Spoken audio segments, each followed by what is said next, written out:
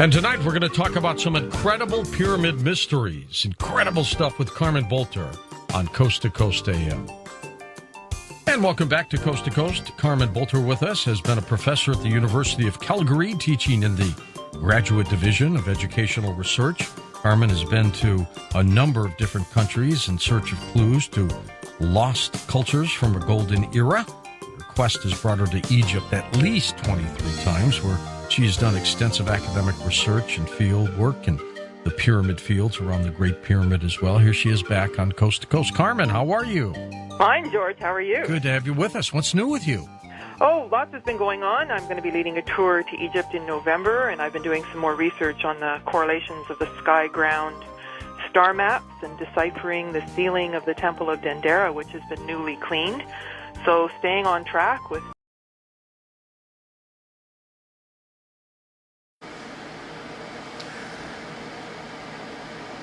Subscribe to Undercover Alien on YouTube, and they have this the Maui, National Geographic. Debunked this critical theory that those stone heads were lifted, transported across the island, and put in their places with extraterrestrial technology. Though I'm gonna demonstrate with this video that this experiment is not only an utter.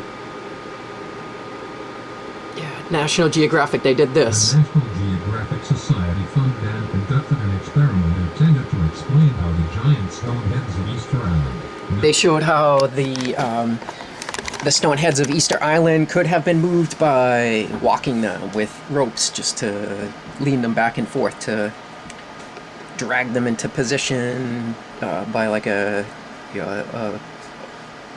rocking motion.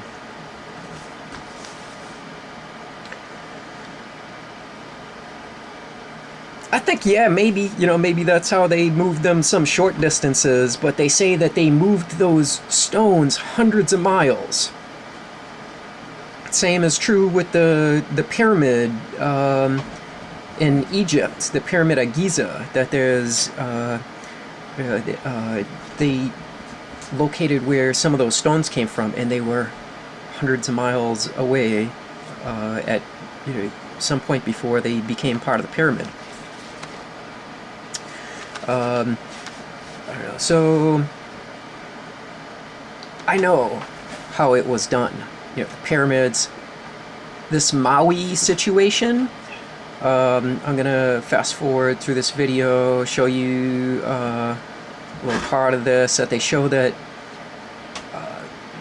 some part of these Mauis were buried. That they were buried deep under the soil, that like just the heads are out of the top, but then the bodies of them are way deep.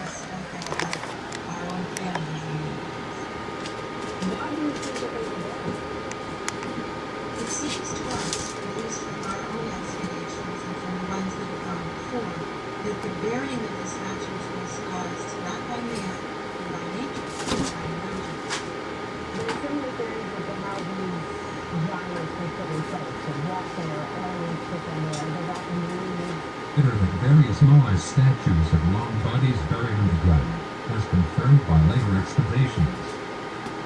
These ones must weigh over 500 tons, and despite what mainstream archaeologists may claim, it seems... It's a clue. It's a clue as to how they did that, how they moved these 500-ton stones several hundred miles, that they had shovels. They buried them. This woman goes on to try to obscure that fact by saying, well, we think that it was erosion. We think that they just they got buried by nature. That's how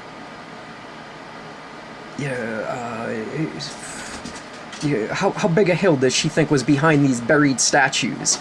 That it all eroded down onto where the statue was. Doesn't make much sense. Anyhow, I'm going to introduce you to some evidence